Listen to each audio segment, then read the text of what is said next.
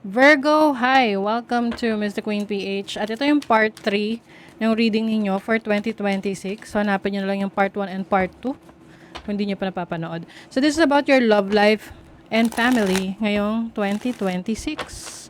Unahan ko na kayo. Ang reading na to ay love life, ha? Baka may mag-comment na naman dyan, ayoko ng love life. Gusto ko career, kaperahan, edi wag mong panoorin. Meron tayong mga specific reading for career. Yun ang hanapin mo, ha? Nakalagay na nga, love life. Pwede. Siyempre, puro love reading to. Focus on love reading.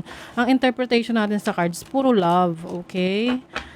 Ayan. So, and also, itong reading na to ay general reading. So, maaari kayong makarelate, maaring hindi. Just take what resonates.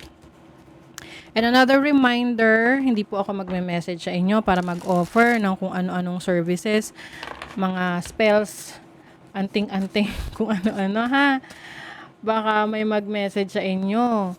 Kasi hindi ako yon, ha. Kasi meron mga nagpapanggap na Mr. Queen PH, nire-upload yung videos natin at nag-o-offer ng kung ano-ano, nagme-message sa mga nagko-comment dyan. All across social media yan. Hanggang Instagram meron, nakakaloka. So, ayun. Huwag kayong maniwala doon. Kung gusto niyo ng private reading, meron tayong link sa description or sa comment section. Okay? Ayun. Para hindi kayo ma-scam. Kasi for sure, scammer yon. Makita niyo, Mr. Queen PH nag-o-offer ng kung ano-ano, mini-message ka. Hindi ako yon. Scam yon. Okay? So, let's see, Virgo. What's the energy for your love life 2026? Kung interesado kayo sa love life nyo. 2026. For Virgo. In the warmth of this celebration, I was reminded of what we've lost. Naku, mukhang meron kang mamimiss, Virgo, eh. And what we might still find in each other.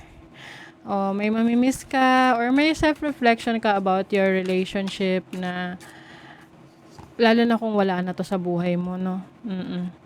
Na mamimiss mo yung dati yung pinagsamahan, yung mga times na kayo magkasama sa mga celebrations, holidays, stuck in a bad routine that hampers your productivity. Feeling empowered by choosing sobriety. Yung iba sa inyo rito, may pagka-alcoholic or meron kayong unhealthy habits na kailangan nyo nang i-let go.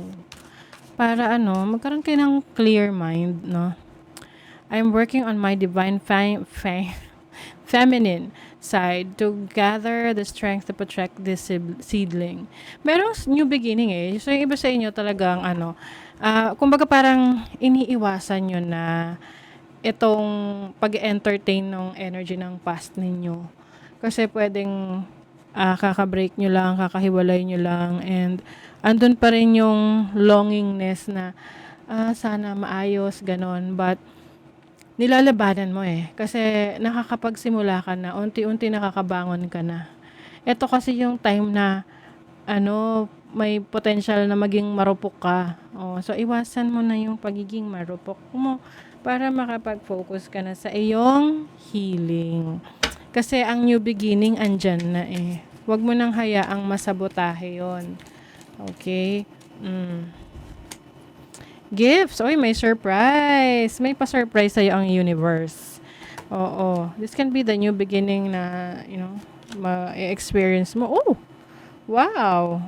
There's freedom. O, yan ba sa inyo? Single. May enjoy nyo yung pagiging single. Ngayong 2026. Marami kang magagawa. Mas productive ka. Mas mahal mo yung sarili mo, mas marami kang experiences, marami kang lugar na mapupuntahan because you are loving yourself. And maaring makilala mo ang iyong twin flame or yung soulmate mo, someone that will, be kumbaga magkakaroon siya ng big part sa buhay mo in your awakening, in your spiritual awakening, in your spiritual journey. Can be also a karmic relationship, pero wala naman tayong magagawa. Karmic yan eh. Kailangan yan mangyari. Kailangan mo ma-experience yan eh. Darker than lighter. Okay. So, this can be a type of a person that you will meet. Okay? Can be, pag sinabing darker, pwedeng maitim yung hair niya. So, pwedeng Asian. local, no? Pwede rin namang ano siya, like black, no? Mm. This can also mean na parang I'm getting the energy of very strong yung personality niya, someone na talagang may paninindigan. So pwedeng itong person na to makikilala mo ngayong 2026 if you will allow this person to enter your life. Okay, let's see what else. For Virgo, I feel like instant attraction to na parang mapapansin ka niya out of the crowd. Tapos this person will approach you. And then doon na magsa-start ang inyong instant connection. 'Di ba? You have the Two of Cups. Meron ditong unhealthy attachment. So ito yung sinasabi ko sa inyo na you might have to let go of this relationship connection na energy na ng past, na naiisip mo, what if magkabalikan kami, or sayang naman yung mga panahon na pinagsamahan natin, ganon. Maari kasing maengganyo ka ulit na bumalik, so back to ka na naman, square one, ganon, na tipong imbis na nakausad ka na, 'di ba? Bumalik ka ulit. Three of Coins, so doing it together. This is collaboration. Collaboration with someone. So pwedeng itong new person, no? So there's a potential of a new person that you will meet. Ito ay pwedeng kasama mo sa trabaho, or mamimit mo siya sa isang major event, like for example, sa isang retreat, no? Or nag-vacation ka for spiritual healing, 'di ba? May mga ganon, may mga retreat that will somehow parang meron kang makikilala na kapareho mo in alignment rin of your spiritual needs or yung inyong journey, no, together. So there's a possibility of that relationship, and maaring ito lang yung downside niyan kasi pwedeng yung pagmi-meet na ninyo na ito ay somehow beneficial, but pwede rin kasing ang ending nun is hindi rin siya mag-work in the future, pero at least natulungan nyo yung isa't isa na makamove on at mag-heal at matuto sa isa't isa. Wow, the Sun, radiant energy. So this is about having fun, enjoying life. Okay? So, maari kasing sa first few months ng 2026, nandun pa rin yung longingness mo ng energy from your past. But as you move forward, no, sa 2026, may ipipresenta sa yung mga bagong oportunidad to, meet new people, focus on yourself, love yourself, heal, 'di ba? And from there, doon ka magkakaroon ng clarity, happiness, confidence. Babalik ulit yung confidence mo sa sarili mo. Oo. 'Di ba? Growth. I've hurt you and I'm sorry. I hope you can forgive me someday and understand I was reacting in fear. So, merong patatawarin. Pwedeng ikaw, papatawarin mo siya. Ikaw, papatawarin ka niya. Kasi for sure, pareho yung nasaktan yung isa't isa. Itong energy ng past. So, I'm seeing here a transition. Alam niyo, most of my readings, transition siya from energy ng past going to the future into 2026. Okay. Surrender brings us together faster than resistance.